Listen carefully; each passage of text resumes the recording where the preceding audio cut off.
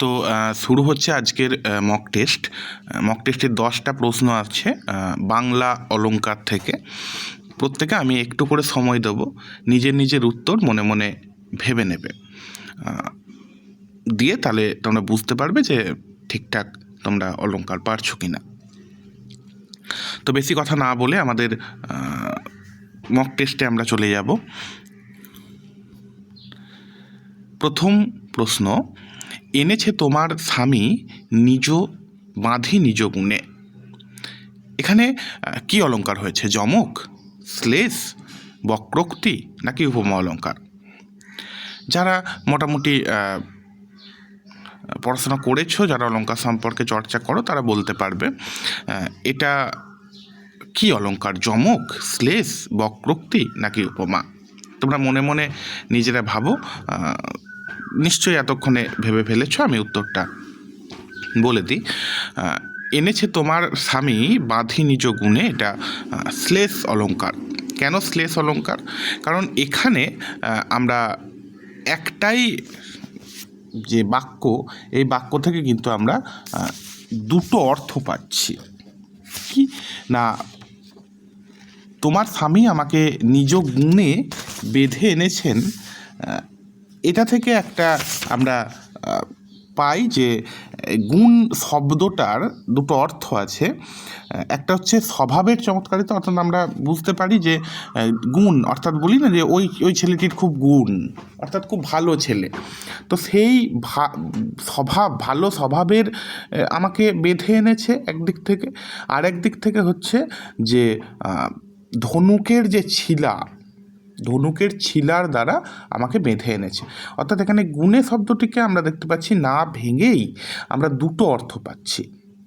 তাই একটি শব্দ একবার ব্যবহৃত হয়ে দুটো অর্থ প্রকাশ করলে সেটাকে আমরা বলতে পারি যে শ্লেষ অলংকার।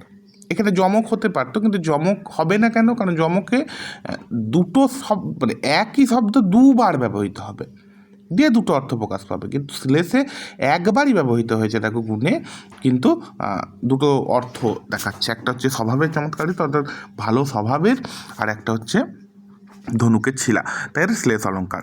যাই হোক, পরের প্রশ্ন, অর্থালঙ্কার কটি ভাগে বিভক্ত?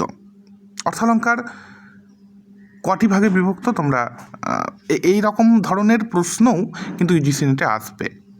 5টি, 4টি, 3টি নাকি 7টি? তোমরা হয়তো অলংকার পড়ে যাচ্ছ, এই ছোট ছোট বিষয়গুলো দেখছো না, ফলত এগুলো কিন্তু পরীক্ষায় আসতে পারে। অর্থালঙ্কার কটি ভাগে বিভক্ত? তোমরা জানো অর্থালঙ্কারের কটি ভাগ? বলো, উত্তর দাও।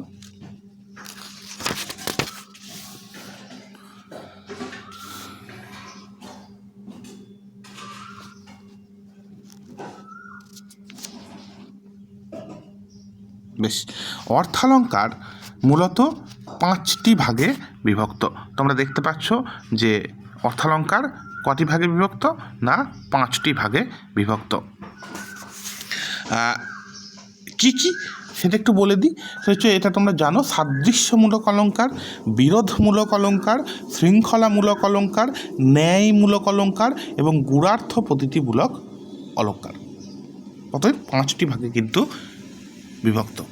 চলো পরবর্তী প্রশ্নে যাই। ননির মতো শয্যা কোমল পাতা কি অলঙ্কার?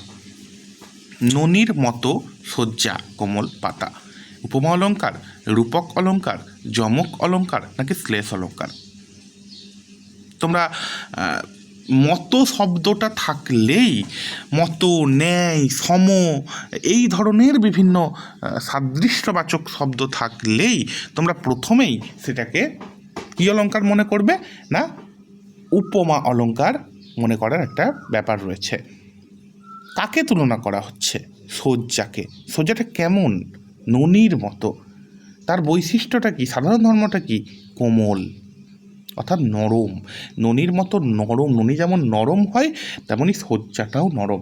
এখানে দেখো 4টে ধর্মই রয়েছে। ননির মতো অর্থাৎ উপমান, উপমেয়, মতো সাদৃশ্যবাচক শব্দ এবং কোমল, নরম বৈশিষ্ট্য, সাধারণ ধর্ম। তাহলে এটা কিন্তু একদম স্পেসিফিক করে বলতে গেলে পূর্ণবোমা অলঙ্কার আমরা বলতে পারি। তাহলে এটা উপমা অলঙ্কার। গন্ধটুকু সন্ধ্যা বায়ে রেখার মতো রাখি, কোন অলঙ্কার? পূর্ণোপমা, লুপ্তোপমা, অভঙ্গ শ্লেষ নাকি সভঙ্গ শ্লেষ? তোমরা পজ করে ভিডিওটা দেখে উত্তর করতে পারো, আমি একটু তাড়াতাড়ি বলে চলে যাই। গন্ধটুকু সন্ধ্যা বায়ে রেখার মতো রাখি, কার সাথে কার তুলনা হচ্ছে? গন্ধটুকুর সাথে রেখার, অর্থাৎ রেখার সাথে গন্ধটুকু। গন্ধটুকু কেমন হচ্ছে? রেখার মতো। তোমরা তখন বুঝতেই পারবে যে রেখার মতো গন্ধটুকু, কিন্তু গন্ধটুকু কেমন, রেখাটাই বা কেমন, সাধারণ ধর্মটা এখানে নেই। ফলত এটা কিন্তু লুপ্তোপমা অলঙ্কার। যদি সাধারণ ধর্ম থাকতো, চারটেই থাকতো, তাহলে পূর্ণোপমা হতো। যেহেতু সাধারণ ধর্ম নেই, সন্ধ্যাবায় অর্থাৎ কখন সন্ধ্যাবায়, কিন্তু এটা তো সাধারণ ধর্ম নয়, সাধারণ ধর্ম এখানে কিন্তু অনুপস্থিত, তাই এটা লুপ্তোপমা অলঙ্কার। পরের প্রশ্ন, যত গোপনে ভালোবাসি পরাণ ভরি, পরাণ ভরি ওঠে শোভাতে। যত গোপনে ভালোবাসি পরাণ ভরি, পরাণ ভরে ওঠে শোভাতে। এটা কি অলঙ্কার হতে পারে? এটা ছেগানুপ্রাস অলঙ্কার হতে পারে, নাকি এটা লাটানুপ্রাস অলঙ্কার হতে পারে, এটা মধ্যযমক অলঙ্কার হতে পারে, নাকি এটা আদ্যযমক অলঙ্কার হতে পারে? কি হতে পারে তোমাদের কি মনে হচ্ছে বলো? যত গোপনে ভালোবাসি পরাণ ভরি, পরাণ ভরি ওঠে শোভাতে। তোমাদের আপাত দৃষ্টিতে মনে হতে পারে যে পরাণ ভরি এবং পরাণ ভরি দুবার ব্যবহৃত হয়েছে, কিন্তু একটু ভালো করে দেখলে বুঝতে পারবে এখানে পরাণ ভরি শব্দটা শব্দ দুটি দুবার ব্যবহৃত হলেও একই অর্থে ব্যবহৃত হয়েছে। যত গোপনে ভালোবাসি পরাণ ভরি, অর্থাৎ পরাণ ভরে যতই ভালোবাসি, পরাণ ভরে ওঠে শোভাতে, মানে দুটো পরাণ ভরে একই অর্থে।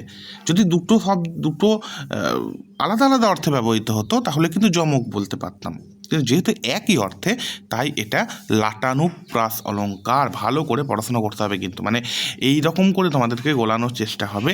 ফলত লাটানুপ্রাস আর যমক কিন্তু একটু আলাদা। একই শব্দ দুবার ব্যবহৃত হবে কিন্তু আলাদা আলাদা অর্থ, তার মানে একটা যমক। একই শব্দ দুবার ব্যবহৃত হবে একই অর্থ, তার মানে একটা লাটানুপ্রাস। এখানে লাটানুপ্রাস হয়েছে কারণ পরাণ ভরি একই অর্থে ব্যবহৃত হয়েছে। পরের প্রশ্ন, কুল নাহি পাই তল পাবো তো তবু, হতাশ মনে রইব না আর কভু। খুব ইম্পর্টেন্ট, খুব ইম্পর্টেন্ট। লাটানুপ্রাস, সূত্তনুপ্রাস, যমক নাকি উপমা? কুল নাহি পাইতল পাবো তো তবু, হতাশ মনে রইব না আর কভু। তাকে একটা শেষে মিল আমরা দেখতে পাচ্ছি, তবু আর কভুর মধ্যে মিল। তাহলে তো অন্তানুপ্রাস হওয়া উচিত ছিল, কিন্তু অপশানে তো অন্তানুপ্রাস নেই, তবু আর কভু। তাই এটা শ্রুত্যনুপ্রাস অলঙ্কার। মনে রাখবে শ্রুত্যনুপ্রাস অলঙ্কার কি, এটা খুব ইন্টারেস্টিং। ক্লাসে জয়েন যারা করেছে তারা সবাই জানে, ক্লাসে জয়েন করলে তো খুব ভালো করে বুঝতে পারবে এই অলঙ্কার, ছন্দ, ব্যাকরণ ইত্যাদি ইত্যাদি, ভাষাতত্ত্ব। তবু আর কভু কি বলে? শ্রুত্যনুপ্রাস কি বলে না, শ্রুত্যনুপ্রাস একটা কথাই বলছে যে এই মিলটা অন্তানুপ্রাসের থেকেও এটা অ্যাপ্রোপ্রিয়েট হচ্ছে শ্রুত্যনুপ্রাস। কেন শ্রুত্যনুপ্রাস? এর কারণ হচ্ছে শ্রুত্যনুপ্রাস অলঙ্কারই একমাত্র তোমরা দেখতে পাবে যে বাকযন্ত্রের একই স্থান থেকে উচ্চারিত, ভালো করে শুনবে, একই স্থান থেকে উচ্চারিত ভিন্ন ভিন্ন ব্যঞ্জন ধ্বনির শ্রুতিমধুর উচ্চারণ সমাবেশকে শ্রুত্যনুপ্রাস বলে। একই উচ্চারণ স্থান থেকে উচ্চারিত ভিন্ন ভিন্ন ব্যঞ্জন ধ্বনি, অর্থাৎ ব আর ভ, প বর্গের, আমাদের বর্গ আছে না, ক চ ট ত প, সেই প বর্গেরই ধ্বনি প ফ ব ভ ম, একই উচ্চারণ স্থান, প বর্গের সবগুলোরই ওষ্ঠধ্বনি আমরা জানি, ব আর ভ, কিন্তু আলাদা আলাদা ব্যঞ্জন ধ্বনি। ব আর ভ আলাদা আলাদা ব্যঞ্জন ধ্বনি। মনে রাখতে হবে শ্রুত্যনুপ্রাস ক বর্গের সঙ্গে প বর্গের মিল হলে কিন্তু হবে না, কারণ ক বর্গের উচ্চারণ স্থান হচ্ছে কণ্ঠধ্বনি বলে গলা, আর এর হচ্ছে এর হচ্ছে প বর্গ হচ্ছে ওষ্ঠ, ঠোঁট। ফলত ক বর্গ একটা উচ্চারণ স্থান, চ বর্গের একটা উচ্চারণ স্থান, তালব্য ধ্বনি আমরা তালু থেকে উচ্চারিত হয় আমরা জানি, ট বর্গের আলাদা উচ্চারণ স্থান, কিন্তু একই উচ্চারণ স্থান থেকে প বর্গের একসাথে ক বর্গের একই জায়গা থেকে, তেমনি কিন্তু আলাদা আলাদা হতে হবে। বয়ের সাথে ভয়ের মিল হতে হবে, কয়ের সাথে ক্ষয়ের মিল হতে হবে, গয়ের সাথে ঘয়ের মিল হতে হবে, চয়ের সাথে ছয়ের মিল হতে হবে। চয়ের সাথে চয়ের মিল হবে না, জয়ের সাথে জয়ের মিল হবে না, চয়ের সাথে ছয়ের মিল হতে হবে, তয়ের সাথে থয়ের মিল হতে হবে, তয়ের সাথে তয়ের মিল হবে না, তয়ের সাথে থয়ের। তেমনি বয়ের সাথে ভয়ের মিল, এখানে বয়ের সাথে বয়ের মিল হলে কিন্তু সূত্রনুপ্রাস হতো না। যাই হোক, বুঝতে পারছো, এটা আরও ডিটেলে আমাদের ক্লাসে আলোচনা করা, যেটা সূত্রনুপ্রাস অলঙ্কার। তোমার কান্নার সুরে বেতের ফলের মতো তার ম্লান চোখ মনে আসে। এখানে মনে আসার, তোমরা এগুলো খুঁজতে হয়, এগুলো কিওয়ার্ড। সেখানে মনে আসার প্রসঙ্গ বলেছি, তোমার কথা মনে পড়ে, ওর কথা মনে এলো, আমি ওর কথা ভাবলাম, ওটা দেখে ওর কথা ভাবলাম, এই ধরনের প্রসঙ্গ থাকলেই একটা স্মরণোপমা হওয়ার একটা প্রবণতা অবশ্যই থাকে। এটা তোমরা মোটামুটি প্রত্যেকেই জানো, যারা স্মরণোপমা পড়েছো। তার ম্লান চোখ মনে আসছে, অতএব এটা কিন্তু স্মরণোপমা অলঙ্কার। কানুর পীড়িতি চন্দনের রীতি ঘষিতে সৌরভময়, কি অলঙ্কার? কোন অলঙ্কার? পূর্ণপমা, লুপ্তপমা, লাটানুপ্রাস নাকি শ্লেষ? কানুর পীড়িতি চন্দনের রীতি ঘষিতে সৌরভময়। কানুর পীড়িতি চন্দনের রীতি ঘষিতে সৌরভময়, এটা কোন অলঙ্কার?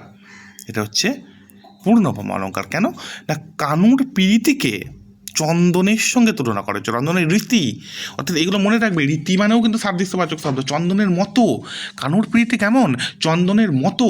এখানে বৈশিষ্ট্য কি না, চন্দন যত ঘষবো তত যেমন সৌরভময় হয়ে ওঠে, সেরকমই কানুর প্রীতিও, কৃষ্ণের প্রেমও সেরকম সৌরভময়। অর্থাৎ সব কটাই আছে বৈশিষ্ট্য, 4টে বৈশিষ্ট্য আমরা দেখতে পাচ্ছি। তাহলে এটা হচ্ছে তোমার পূর্ণপমা অলঙ্কার। ভালো করে পড়তে হবে। এখানে একটা দেখো, ইউজিসি নেট যেমন প্রশ্ন কিছু কিছু ক্ষেত্রে করে বৈশিষ্ট্য থেকে, বৈশিষ্ট্যগুলো খুব ইম্পর্টেন্ট, বৈশিষ্ট্য পড়তে হবে।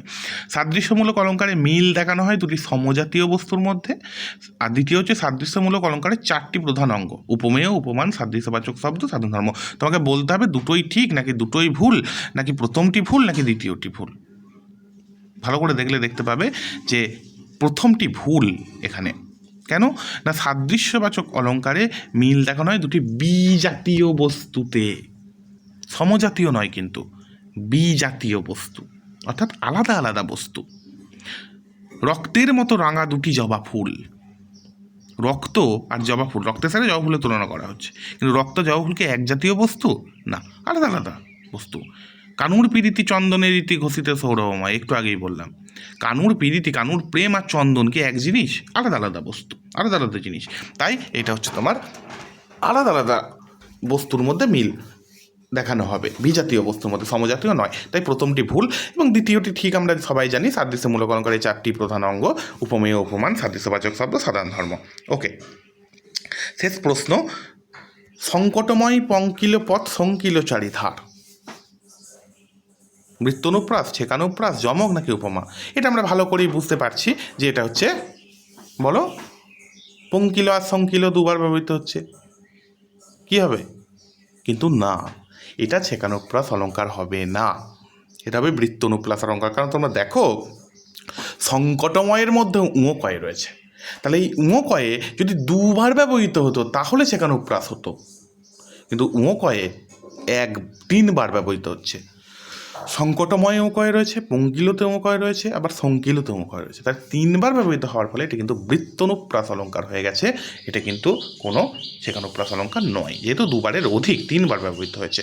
তো থ্যাংক ইউ সবাইকে, সবাই ভালো থেকো। আবার এরকম মক টেস্ট আমাদের মাঝে মাঝেই চলতে থাকবে, জয়েন করবে এবং ভালো করে পড়াশোনা করো। Thank you.